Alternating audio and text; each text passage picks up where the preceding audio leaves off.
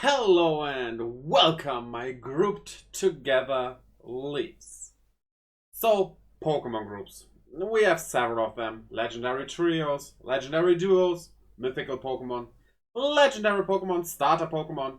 There are a lot of groups. But there are also some unofficial groups like pseudo-legendaries, which a lot of people see as an official group, but the term was never really used in any official way. It's just, uh, it's probably not a coincidence that these Pokemon all have the same base stat total and are at the end of the Pokedex, but it's also not an official group, really. And there are a lot more groups we could talk about here that also aren't official, but people don't talk about as groups mostly. In fact, let's do just that, starting with a bit of a trashy one. I am talking about Grimer, Coughing, and Trubbish. You see, basically, they represent air pollution, land pollution, and sea pollution, which are the greater habitats in nature: sky, ocean, and land. And, well, they all about that pollution stuff. Yeah, two of them come from the same generation, which is weird. Trubbish kinda being a bit of an outlier, but Trubbish fits an American region really well. Also, two of them, Coughing and Grimer, again, Gen 1s, did receive new regional forms that are about cleaning up rather than polluting. So as soon as Trubbish gets also a regional form that does that, we not only have a pollution trio, but we have a regional form trio that is about anti-pollution. And that would be pretty cool. Waiting for you, Trubbish, to get your form. Next on the list are the 4 original trait evolutions. Now, it's hard to put a term on them.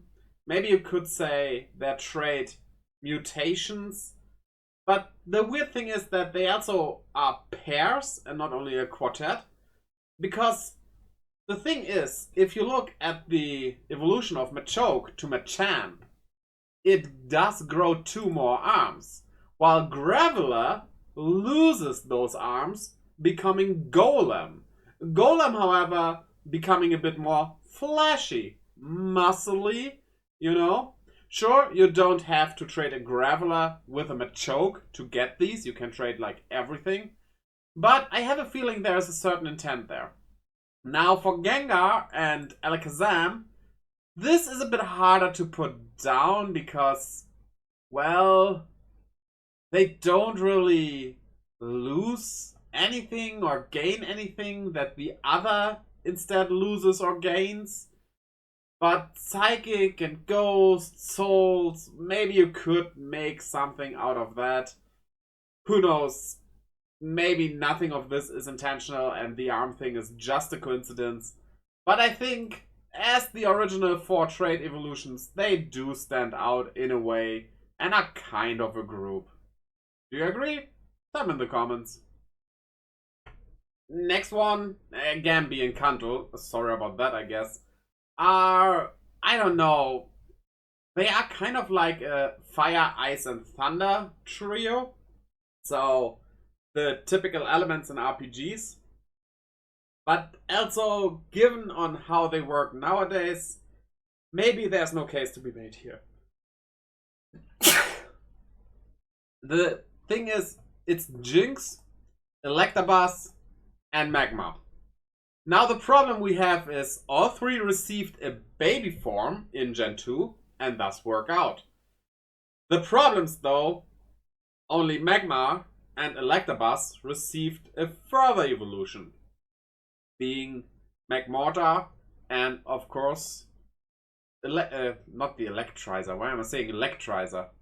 No, the Electivire, with Jinx not receiving anything. Also, what kind of speaks against it is that Jinx does have a secondary type in Ice, Psychic. Ice is the one we're going for, 2 classical elements. While Electabuzz and Magmar don't. But I'd say Electabuzz could easily also be Fighting type and Magmar Maybe ground type? It's kind of a volcano. Ground, fire, volcano, that would work. But fact is, they don't have it.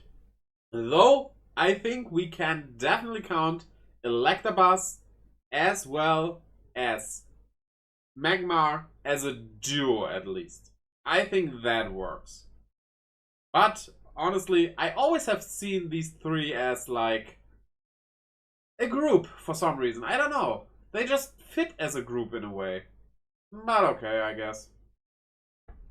Now, for our final group of today, I have another trio. But I want you to guess what they are. The Pokemon are Snorlax, Sudowoodo, and Kecleon. I'll give you a few seconds to think. So, got it? Well, they have one specific thing in common, and I kinda think they shouldn't have dropped this with Gen 4 because it was an interesting idea. They all blocked your path, and you needed a certain item to continue past them, getting the chance at also catching them. For Snorlax, it's the Pokeflute, for Sudowoodo, the watering can, and for Kecleon, it's the Devon Scope to make it visible. I think that's a pretty neat idea, and well, you could simply use that in future games as well.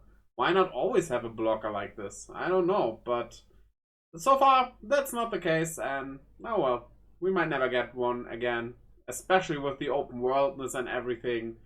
It kinda doesn't work anymore, but yeah, Gen 4 or 5, 6, maybe even 7 could have worked. Instead, if they would do that, they probably would reuse Snorlax. So, oh well. So tell me, what are your thoughts on my group ideas? Well, it's not really group ideas. These are kinda Pokemon that are in a group. They have a shared thing they do, they are about, or whatever. Do you agree with them? Do you see what I see here? Of course, there are no official groups, but oh well. Also, leave a like and a subscribe, and we'll see each other next time. So until then, you check out this video, and bye-bye!